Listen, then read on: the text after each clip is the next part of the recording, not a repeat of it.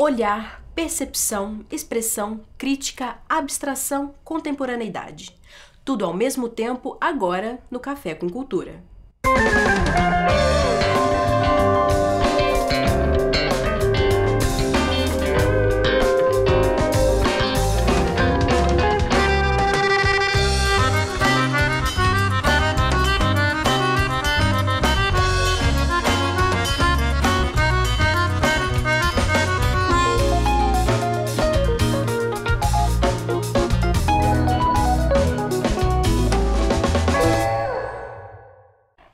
O que é arte visual?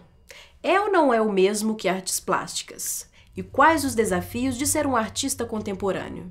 Passes Júnior no Papo com o Artista. Cá de volta com mais um Papo com o Artista e hoje vou conversar com Regis Winkler Perdomo. Tudo bom, Regis? Tudo bem. Regis, diz uma coisa pra mim, o que é ser um artista contemporâneo? Artista contemporâneo? Então... Pra mim não é uma profissão, é uma filosofia de vida. É uma maneira de viver, é uma maneira pela qual eu tento viver, na verdade. E que envolve basicamente a maneira como eu me relaciono com o meu cotidiano. Acho que é esse cara que trafega por essas diversas camadas mesmo, da percepção. E ele é um provocador. Vai servir através de soluções originais para as questões emergentes, com trabalhos direcionados ou no projeto pessoal. Ser artista plástico é ter um complexo, ter um ideário próprio, que eles chamam de projeto pessoal, e ele também serve como projetos direcionados. Ó, solicitações. Um artista plástico atuante, ele atende solicitações de empresários, profissionais liberais, arquitetos e possibilidades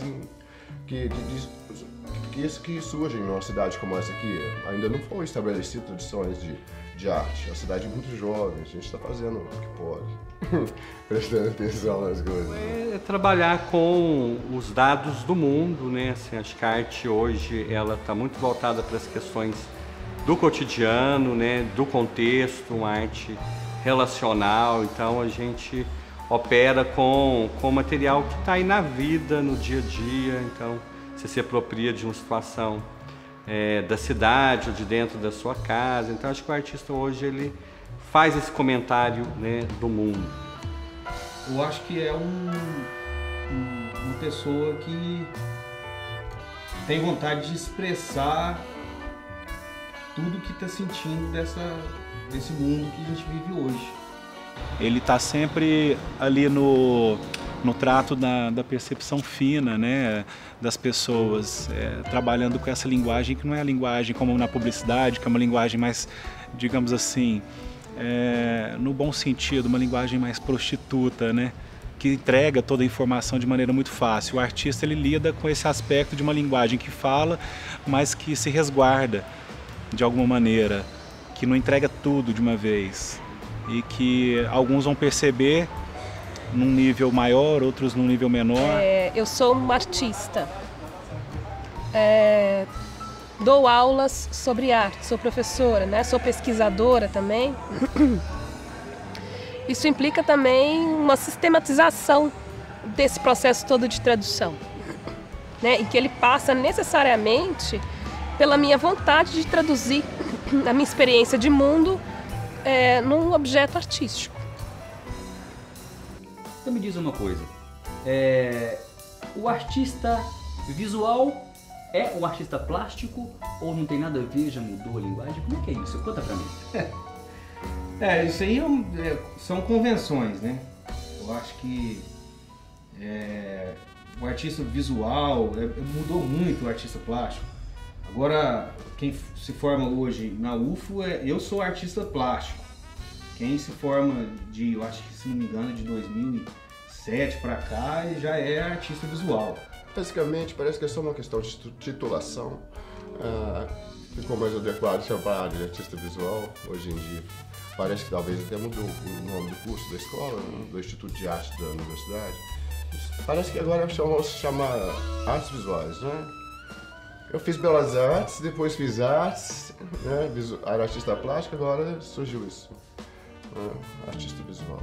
Eu concordo muito com o termo, acho mais abrangente, mas é praticamente a mesma coisa. Porque, na verdade, ele tem um problema muito sério, que a artes plásticas ela deixou de ser pintura e escultura e abriu muito a linguagem. Então, eu acho que os sentidos também de ser artista plástico. Hoje em dia a gente trabalha com linguagens de todos os sentidos de tato, visão, olfato. Então aí eu acho que até o artista visual já é uma coisa que está ultrapassada. Então, as artes plásticas, elas têm vamos dizer assim, um tempo histórico maior de ocorrência, por conta mesmo do que significa esse plástico. Né? O plástico ele vem do termo plastiquer, do verbo plastiquer, que é um verbo grego que significa plasmar, moldar a matéria. Nesse sentido, ela tem uma relação muito forte com a escultura, com o modelato, né? E de certa maneira também com a pintura. São as linguagens assim, as históricas por excelência. Mas basicamente o termo plástico, né, que dá o adjetivo das artes plásticas, ele é o tratamento que você dá a uma determinada matéria, né, conformando essa matéria, a natureza dessa matéria, a um propósito formal, a uma ideia, a um conceito. Artes plásticas, o termo fica muito em cima da questão da matéria, né? Assim, parece que é muito plástico, muito material, né? As artes visuais, ela é uma terminologia que é mais aberta, né? Então entra performance, tem artistas que trabalham com som, né? Tem artistas que trabalham com multimídia. Então, assim, com essa questão das novas mídias, das novas linguagens, né? Fusão de linguagens, então ficou muito aberto, e a arte visual ela te dá um endereço, né? De que é desse campo, né, da percepção e da visão, mas que pode trabalhar com os outros sentidos. E também vejo com muita simpatia algumas fusões como artes plástico-visuais, no sentido de mostrar que a contemporaneidade ela é muito democrática, para entender que o objeto artístico ele pode ser inefável, impalpável, ele pode ser virtual, né, nesse sentido de uma arte numérica, mas é também válida para os dias de hoje um trabalho em cerâmica, por exemplo. Não me sentiria nem um pouco desconfortável em fazer uma ação artística ou fazer um vídeo.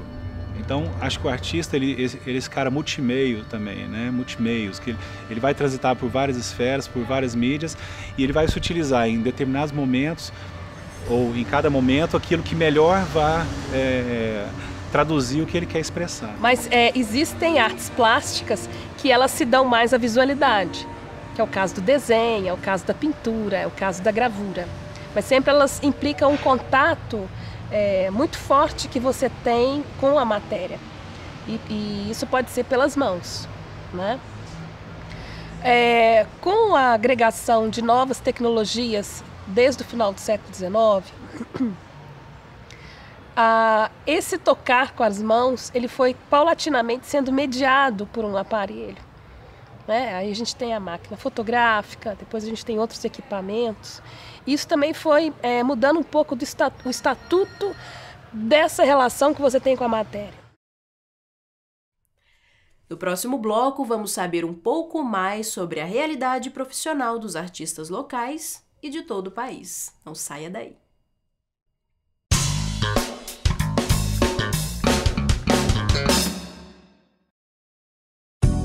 Sete Bar e Restaurante, um espaço cultural tematizado. Vídeos, música, várias marcas de cerveja e um cardápio variado. Tudo isso com fácil estacionamento no coração da cidade. Santos Dumont, 1240, Leeds. 7 Bar e Restaurante.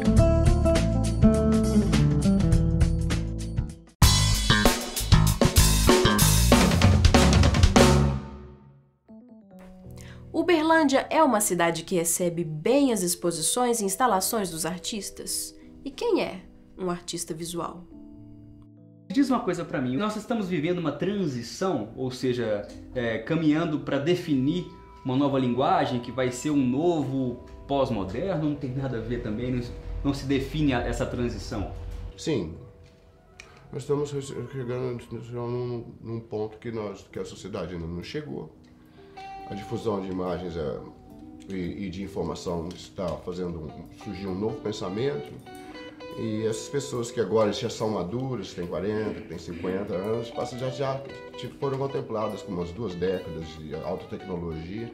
Então, há de se esperar, é perfeitamente plausível que aconteça alguma coisa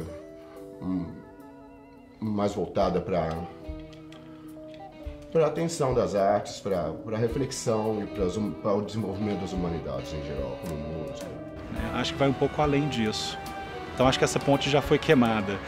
O momento é um outro, né? Se você faz essa pergunta para qualquer um artista, ele vai dizer que ele vive na crise. Aliás, a arte ela é fruto de uma crise. Nós temos um grande distanciamento histórico em que a gente consegue perceber esse desenho. Então eu acho que você tocou na passagem do moderno para o pós-moderno, ou seja, anos 80, eu particularmente ainda não tenho distanciamento temporal para dizer se eu estou já com o pé num outro paradigma, entendeu? Então, essa transição é muito complicada, né? Como eu disse antes, eu acho que a gente trabalha muito com convenções, né? Então hoje alguns artistas que trabalham hoje, a linguagem dele é de 60, 100 anos atrás, ele está produzindo hoje. Então, e tem alguns que há 60, 70 anos atrás produziam a linguagem que hoje se produz, tão adiantado que ele está. Então isso é muito relativo e complexo, né? Então, por exemplo, a arte moderna, vamos colocar, que é muito conhecida, né? Sim. Ela, na época que estava sendo produzida, às vezes, no momento, ninguém sabia que aquela fase da arte seria a arte moderna. Uhum. Então, isso é complicado pra caramba falar sobre isso. Extremamente relativo. É, relativo. Tá certo. Me fala uma coisa, Regis. A arte visual ou a arte plástica, ela é elitista? Boa pergunta. É porque ela, no meu pensamento, sim e não. Se a gente falar da arte que é produzida e exposta em Uberlândia, ela é elitista sim, né? Por quê? Então, porque hoje uma exposição de arte, quem tem acesso hoje, a não ser que seja na abertura, a uma exposição de arte, são pessoas que têm o tempo disponível, ou seja, não são pessoas que trabalham durante o horário comercial.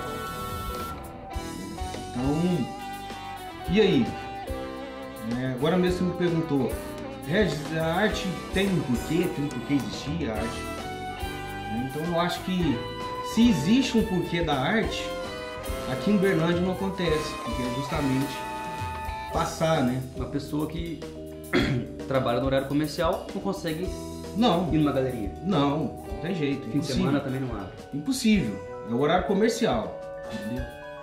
Então a galeria de arte acaba sendo um escritório, porque costuma-se dizer que a arte contemporânea é uma arte produzida para pessoas que entendem da linguagem teórica de arte. Eu sou absolutamente contra esse pensamento. Nem sempre o espectador ele tem repertório para entender o que aquele objeto está querendo dizer especificamente. Sendo que antes era uma comunicação mais direta, um entendimento desse objeto, uma fruição mais direta, ela vai se tornando enviesada, cheia de curvas, cheia de desvios, né? Como se fosse uma refração da imagem, não uma reflexão da imagem. acho que agora vai ser complicado eu falar isso, mas eu vou ter que falar. Ah, eu vou fazer questão. Existe um problema muito sério, que é preguiça mental. Hoje a gente pega tudo mastigado, né? Você chega na frente da televisão, ali tem os caixotinhos, você compra os caixotinhos na televisão e guarda. Os caixotinhos tudo configurado, entendeu? Você não pensa mais. A indústria cultural pega esse grande filão que não mais forçar sua sensibilidade, o seu raciocínio, a sua empatia com o objeto para que você descubra quem ele é, o que ele é, mas ela vai aos poucos trazendo o objeto até você de maneira que ele seja reflexo do que você quer ver. Então tem um potencial altamente alienante, né, em algumas manifestações emburrecentes da indústria cultural. Certos filmes comerciais, certas músicas comerciais, certos objetos de arte vendáveis e comerciais, etc.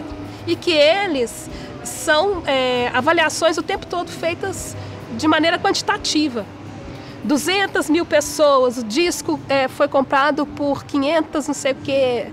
E que a gente às vezes começa a usar esses dados para comparar o objeto de arte que está querendo dizer de uma crise, que está querendo dizer de uma questão, que ele está altamente contextualizado no seu tempo, com um que seja somente fruto de prazer.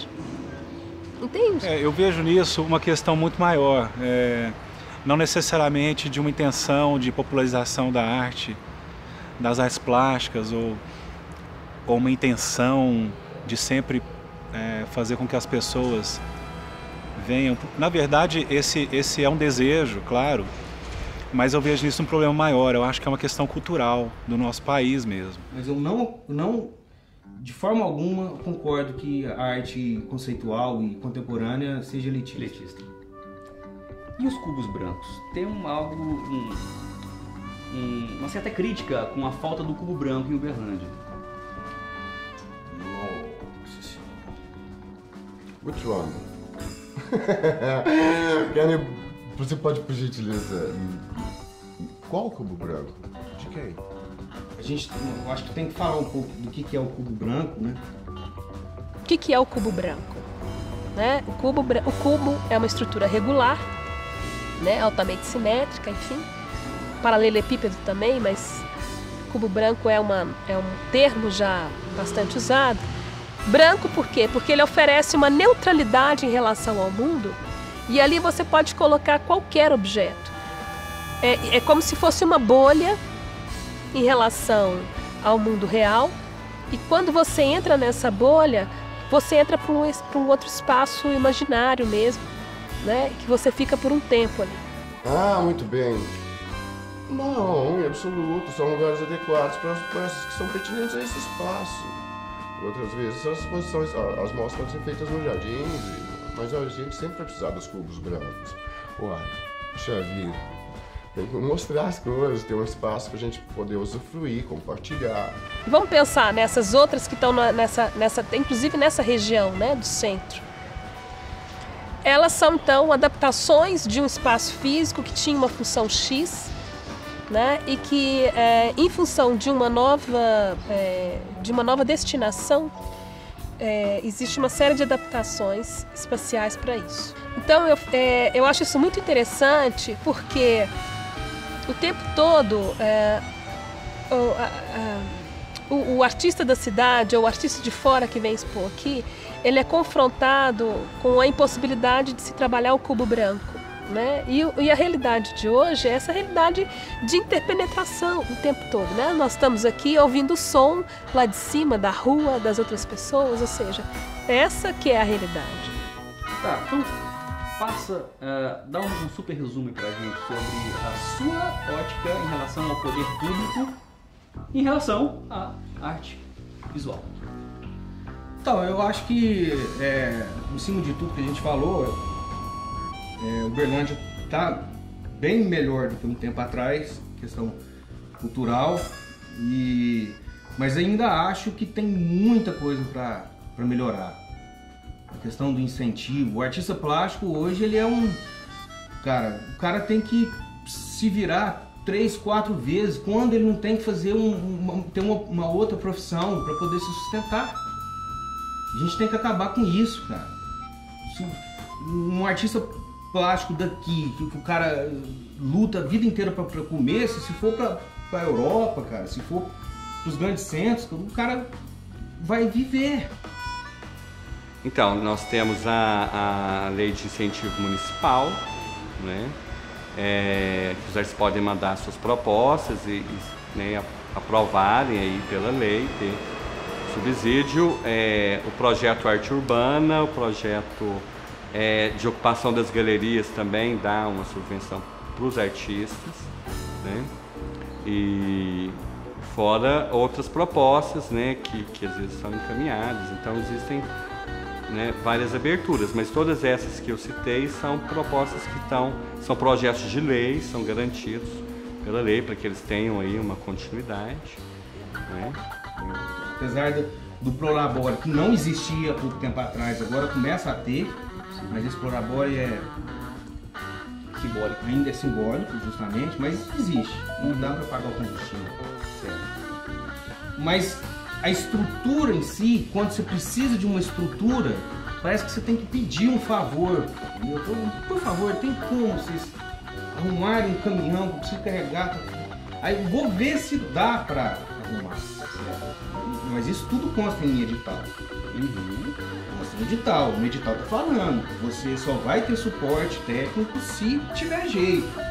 Gostaria de parabenizar a Prefeitura de Uberlândia, porque ela é aberta a apoiar e dialogar, inclusive, né, quando nós defrontamos, inclusive, questões da própria cidade, que está ali implícito, né, está ligado à Prefeitura. Não acho que eu não vou colocar não vou colocar problemas, não. Será que esse barulho não vai... Porque eu acho que problemas, todo mundo já tem noção dos problemas. Mas então, voltando, eu vejo muito mais um problema cultural, um trabalho de base, um trabalho que deve acontecer nas escolas mesmo. Eu tive a oportunidade de ir a Paris em 2009, né, na França, e eu vi crianças de 5, 4, 5, 6 aninhos ao redor do professor no Museu d'Orsay, tendo aula de cultura, de vida, de arte. Nós temos recebido muitas visitas, né, de escolas por agendamento, né? Os professores procuram e fazem esses agendamentos.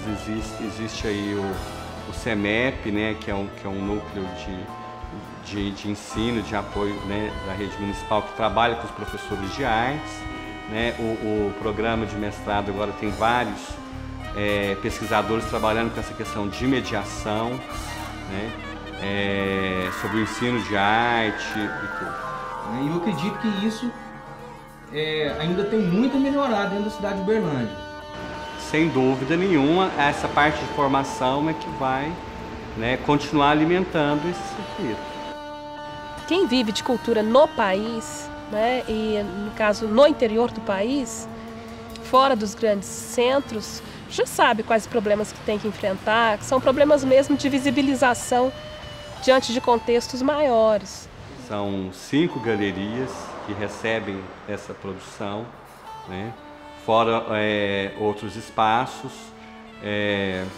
Existem vários projetos, né, que incentivam a produção desses artistas, como o projeto de arte urbana, que o artista recebe uma subvenção para poder trabalhar, levar o trabalho para o espaço da cidade, estar junto, né, com esse fluxo, né, da vida cotidiana. Aqui a gente tem que ficar vivendo de migalhas. Eu sou, de certa forma, eu sou um cara até feliz nesse sentido, porque eu tenho a minha renda extra artista plástico, né, que é o que sustenta o meu trabalho. Mas grande parte da galera que produz aí, os caras têm que ralar pra caramba, porque o Prolabore não ajuda, sabe? Por exemplo, um trabalho de pesquisa de uma exposição é uma pesquisa. O cara, R$500 pro cara fazer uma exposição, bicho, não paga nenhum. Em Uberlândia nós já temos, né, alguns artistas reconhecidos, assim, com inserção internacional, né? Mas o que eu percebo, assim, que muitos artistas jovens estão ganhando uma circulação muito interessante, assim, né? Recebendo premiações, levando o trabalho para fora. Mas ainda falta uma consciência, eu acho que tem que ser mais de cima mesmo, né? Para fazer toda aquela estruturação que eu falei. Pô, cara, você vai trabalhar fora do horário comercial numa galeria de arte. Não, mas eu sou funcionário público, eu não tantos anos funcionando. Então vamos ter que arrumar uma pessoa que queira disponibilizar o tempo dele para trabalhar nesse horário. Não tem por que abrir uma galeria horário comercial, cara. Não tem por quê. Eu fico indignado com isso, entendeu? Então acho que isso falta um dia que chegar alguém, talvez um grande sofredor de artista, de ser artista plástico em Uberlândia, que se chegar lá em cima um dia vai falar, vamos mudar com isso. Não dá pra continuar assim. Eu acho que só dessa maneira que vai mudar. O cara que sofre ali, que vê, que convida um amigo dele, cara, você não foi na exposição? Cara, eu tava trabalhando, não deu pra ir. Você escuta toda hora, não, tá trabalhando, não tem jeito. Aproveitando que estamos num momento de transição da gestão, fica dado o recado aí, né? Ah, pois é, é um recado, eu acho que... Vamos ver, né? É um recado. Vamos torcer. Eu acho que como eu tinha falado antes da gravação com você, eu acho que se a gente conversar com 100 artistas plásticos em Uberlândia, os 100 vão falar a mesma coisa. Eu acho, né? Vamos ver se depois no resultado. Pode ser. Beleza, Regis, prazer bater um papo com você. Obrigado. Tá bom? O prazer foi todo meu. Beleza, Bárbara, é com você. Gostou? Mas por hoje é só. No próximo programa vamos falar de dança. Até lá!